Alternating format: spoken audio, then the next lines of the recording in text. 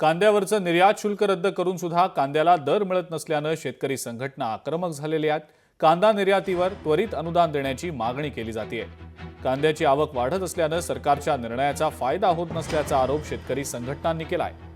नाशिक जिल्ह्यात कांद्याला सरासरी 1200 रुपये दर मिळालेले आणि यात उत्पादन खर्च देखील निघत नसल्याचं शेतकऱ्यांचं म्हणणं आहे।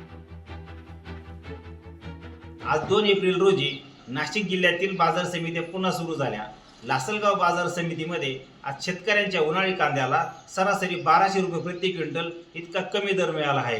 कांद्याचा उत्पादन खर्च हा 2,500 ते 3,000 रुपये प्रति क्विंटल इतका येत असताना शेतकऱ्यांच्या कांद्याला उत्पादन खर्चापेक्षा निम्मा दर मिळून शेतकऱ्यांचं प्रति क्विंटल किमान 1,500 रुपयाचं नुकसान होत आहे। केंद्र सरकारने जास्तीत जास्त कांदा हा विदेशात निर्यात होण्यासाठी कांदा निर्यातीवरती तत्काळ अनुदान द्यावे, सबसिडी द्यावी अशी मागणी आम्ही करत आहोत। आणि कांद्याचे दर वाढले नाही तर येणाऱ्या काळामध्ये संपूर्ण महाराष्ट्रभरामध्ये देशभरामध्ये तीव्र स्वरूपाचे आंदोलन केले जातील याची नोंद केंद्र सरकारने घ्यावी, राज्य सरकारने घ्यावी असा इशारा महाराष्ट्र राज्य कांदा उत्पादक शेतकरी संघटनेकडून आम्ही देत आहोत।